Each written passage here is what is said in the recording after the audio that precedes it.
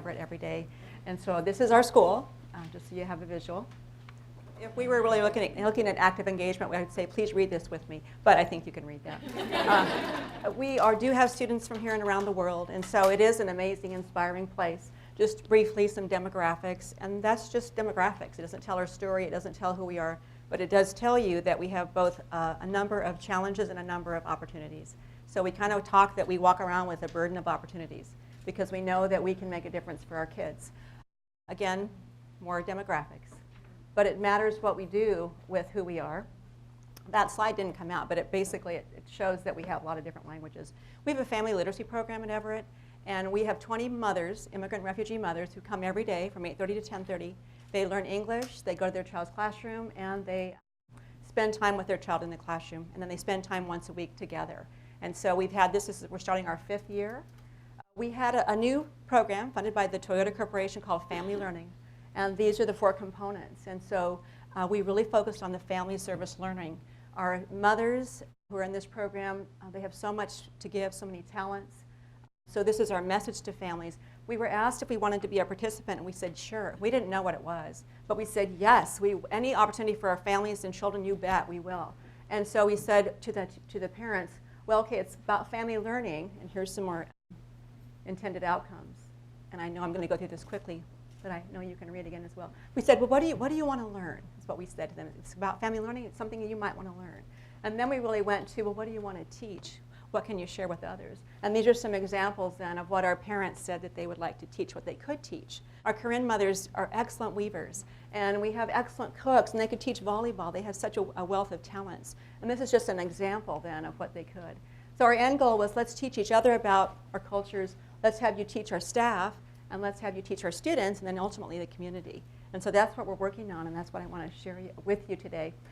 They have very in-depth ideas of, we can talk about how we care for elders.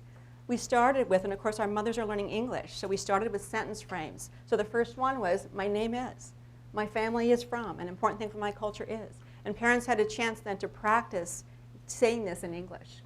And so this is where they're filling out their form of English. They shared with each other. They came and shared native dress, their flags, their food, and these are pictures of our families. This was a display that we have in our school, and we built it 1 sentence frame at a time. And we had our parents ask us, or tell us, what would you like to tell us on the sentence frames?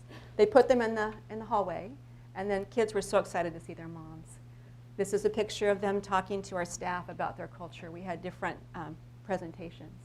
And then we celebrated at the end, because we have immigrant women who are learning English, and they're willing to share with our staff in English about some of their story. And so there's just a sample of what our teachers thought about this. This was the most proud they've ever been to be a staff member at Everett.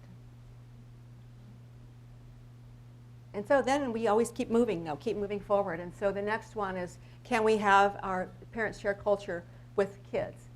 And so they worked for many weeks to write the games in English and in their native language.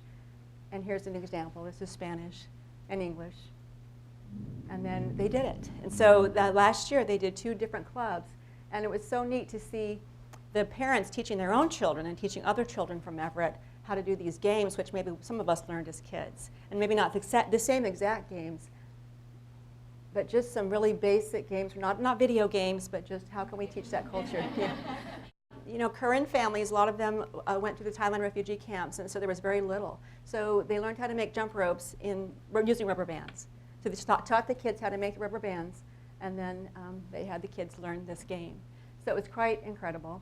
Just some simple clapping games, a hide and guess game. This is just a wonderful game. It builds such community, but all you need is 5 little pebbles to play this game. And so the parents, again, taught their kids. So what did the parents think of it? Well, we played with them. They were excited. We were pleased. And then the older kids really saw the leadership in their parents. And they wanted them to come back, and they wanted them to be the leader every Monday, even though it was just some Mondays. And then we said, okay, well, let's keep moving. Let's talk about the effort that it takes to come to a new country and to learn a new language and to learn content while you're learning English. And it's just this complexity given the demographics. And so we really said this was our message, both to our kids and to our staff and to our families. And so there was an article by Leonard Pitts, and we've come so far as educators at Everett. We've come so far, but we can't go from Miami to Seattle and then stop at Kansas City. So our analogy was we're going from Miami all the way across the country to Seattle, but we really, have we reached Kansas City? And that's what we're always asking ourselves. Are we doing enough? Have we gone far enough? How will we get there? Well, we know that effort makes that difference. So we said our parents, their whole life is an effort story. And so who better than to share with our kids and with our staff about their effort? So basically, through this grant, we were able to provide computers. And so the parents learned how to use computers, and these are our parents in our program. And we really didn't know how to go from the writing process to screencast, and that was our goal, using technology. So we had the parent leadership. Alicia brought this storyboard that she created, and we didn't know quite how to get there, going from sentence frames to this. But she said, well, I just brought my little storyboard. And she had the pictures and had it written in English, and then she became the model for us to get there. So then we bought little storyboards in for everybody, and parents brought pictures. And here they're learning how to upload pictures to a computer. And I couldn't find my cord one day, and I said, well, where did my cord go? Well, Julia already had it. She was already using it. She was diving right in. And then, again, these beautiful storyboards about their families.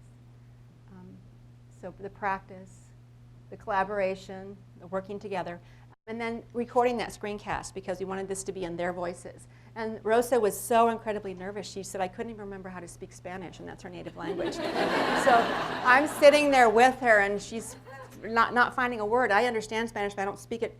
It's not my native language. And so I'm giving her the Spanish because she's just so, it's just nerve-wracking to say it in English and then to translate it back in Spanish. And yet to me it seemed, well, Spanish, it's got to be simple. But it's not always so simple. And here's Minerva, excuse me. So then it's like, well, what did you think about this, parents? Always trying to reflect. And so here's some concepts of what they thought. And then just the discovery.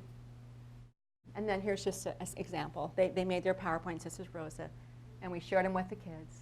And then we said, what did you think about that? And they said, well, it was good because we don't talk about ourselves in depth. And they could choose to share more with them. The memories, some cried. Some really couldn't finish the project because it was just too hard. So. And then the children, well, they were proud of their parents. They said, well, how did you know how to do that? We didn't know you could do that. That's what I'm learning in school. But some real in-depth things, too. And that's what. So we did do one last celebration with our parents. We couldn't take them anywhere. We said, well, let's go out to eat. So I thought we could go to La Mexicana when it was still around because I thought that would be great food. And they said, could we really go to the Golden Corral? We'd rather go there. And of course, I don't know why I didn't think to ask them. And so we did. We went to the Golden Corral and had a great time. And then they did CPR and first aid training this summer, and then they're continuing to help children and parents at our school. And so back to the objective. I hope you just know a little bit more about what we're doing at Everett. And this is just one story of the great things that are happening in schools across Lincoln and across our state. So, okay, thank you.